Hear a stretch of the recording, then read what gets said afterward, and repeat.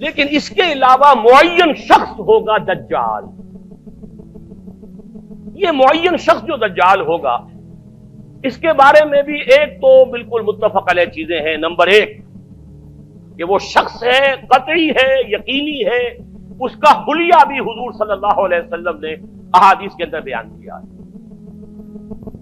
دوسری بات یہ کہ اس کے ہاتھ میں قوانین قدرت، گویا کہ تسخیر کائنات گویا کہ نقطہ عروج کو پہنچ چکی ہے.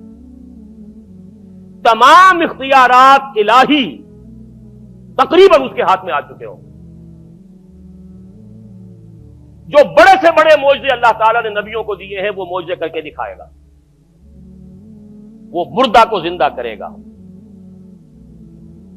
مردہ لوگوں کی افواہوں کو لے کر آئے گا، ان کی روحوں کو، اگرچہ جھوٹی روحیں ہوں گی، وہ شیاطین جن ہوں گے جو ان کا بھیس بدل کر آئیں گے، لیکن یہ کہ وہ لوگوں سے کلام کریں گی. یہ اسپرچولیزم جو اپنی انتہا کو پہنچا ہوا ہے یورپ میں اور مغرب میں، یہ در حقیقت اسی کا ایک مظہر ہے. وہ کھلے بیابان کو کہے گا جہاں بالکل ٹکیل جو ہے وہ صحرا تھا، گلو گلزار کر دے گا جب چاہے گا، جب چاہے گا، جہاں چاہے گا بارش برسائے گا. فاصلہ اس کے لیے بے معنی ہوگا. اس کی سواری وہ ہوگی کہ جس کے دونوں کانوں کے درمیان فاصلہ 80 ہاتھ کا ہوگا. یہ سارے جو آج آپ کی اس ٹیکنالوجی کی جو انتہا جا رہی ہے اور جدھر جا رہی ہے، اس کو اچھی طرح سمجھ لیجیے. آج سے 100 سال پہلے شاید انسان ان چیزوں کا تصور نہ کر سکتا. وہ کوئی سواری ایسی بھی ہو سکتی ہے جس کے دو کانوں کے درمیان کا فاصلہ جو ہے وہ 80 ہاتھ کا ہو. آپ کے یہ سارے جیٹس جو ہیں وہ کیا ہیں؟ ان کے رڈارز جو لگے ہوئے ہیں، دونوں کان ہیں ان کے. اس کا ایک قدم اگر مدینے میں ہوگا تو دوسرا بیت المقدس میں ہوگا. اس کی آواز پوری دنیا میں سنی جائے گی. سنی جا رہی ہے کہ نہیں؟ یہ ساری قدرت، ساری قوتیں، تسخیر کائنات کلیتاً ایک آدمی کو چیر کر 2 ٹکڑے کرے گا، دونوں ٹکڑوں کو علیحدہ کرے گا، ان کے درمیان چلے گا اور پھر ان دونوں کو جوڑے گا اور کھڑا کر دے گا. احادیث میں ساری موجود ہے. سرجری جدھر جا رہی ہے کوئی عجب نہیں کہ وہاں تک آدمی پہنچ جائے. فریز کر کے تو یہ معاملہ اب ہو ہی سکتا ہے، لیکن یہ کہ ابھی اگلا اور قدم کیا ہوگا کچھ نہیں کہہ سکتے. یہ چیزیں تو ہے متفق علیہ. البتہ کچھ معاملات کے اندر احادیث میں کچھ اختلاف پایا جاتا ہے اور یہ مشکلات الحدیث میں سے. اور میں بھی چونکہ اس مسئلے میں اب تک بھی کسی درجے میں ابھی قطعیت کے ساتھ میں کوئی بات نہیں کہہ پا رہا ہوں، لیکن اب چونکہ گمان غالب کے درجے میں ایک رائے تک پہنچ چکا ہوں، اس لیے میں نے آج اس بات کو آپ تک پہنچانے کے لیے یہ عنوان اختیار کیا. اس لیے کہ حدیث میں جو آتی ہے تفاصیل، اس سے معلوم ہوتا ہے کہ یہ دجال 2 دجل کرے گا. یا تو وہ 2 دجل کرنے والے 2 دجال علیحدہ ہیں، یا یہ دونوں دجل کرنے والا شخص ایک ہی ہے. بس یہ مسئلہ ہے کہ جو آج تک مجھ سے حل نہیں ہوا تھا، اب تک کہنا چاہیے آج تک نہیں. اور یہ اس میں علماء سے بھی گفتگو ہوئی ہے، اور جن لوگوں نے اس مفہوم موضوعات پر اپنا وقت لگایا ہے ان سے بھی گفتگویں ہوئی ہیں، تو وہ بھی اس مسئلے کو حل کرنے سے تاحال قاصر رہے. لیکن یہ کہ اب میری رائے یہ ہے کہ یہ 2 شخص ہیں علیحدہ علیحدہ، واللہ عالم.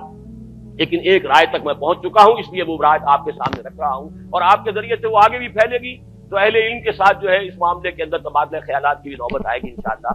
لیکن یہ کہ اس میں یہ بات قطعی اور یقینی ہے کہ اس طرح کا ایک شخص پیدا ہوگا. البتہ یہ کہ آیا وہ 2 ہوں گے 2 مختلف اوقات میں، یا ایک ہی ہوگا ایک ہی وقت میں، صرف اس میں اختلاف ہے. میرے نزدیک وہ 2 ہوں گے. ایک وہ شخص جو جھوٹا مسیح ہونے کا دعویٰ کرے گا، المسیح الدجال. جیسے حضور نے فرمایا میری امت میں 30 دجال اٹھیں گے جو نبی کا دعویٰ کریں گے، جن میں سے 5-6 تو حضور کے اپنے زمانے میں اور آپ سے متصل اٹھ کھڑے ہوئے تھے. بعد میں محمد علی باب ہو، بہاء اللہ ہو، قادیانی اور نہ معلوم کہاں کہاں کون کون اٹھے ہوں گے، واللہ عالم. کسی طریقے سے ایک شخص مسیح ہونے کا دعویٰ کر کے کھڑا ہوگا، یہودی ہوگا. یہ ہے اصل میں وہ شے. اور اس میں جو ان دونوں شخصیتوں کے مابین اگر کوئی ذرا سا اگر ابہام رہا ہے تو میں ایک حدیث بھی نوٹ کر کے لایا تھا، حضرت عبادہ ابن صامت رضی اللہ تعالی عنہ سے ہے، ان رسول اللہ ہے، انی حدثتکم عن الدجال حتی خشیت اللہ تعقلوا. میں نے تمہیں دجال کے بارے میں بہت سی باتیں بتائی ہیں تو مجھے یہ گمان ہوا کہ شاید تم اسے سمجھ نہ پاؤ.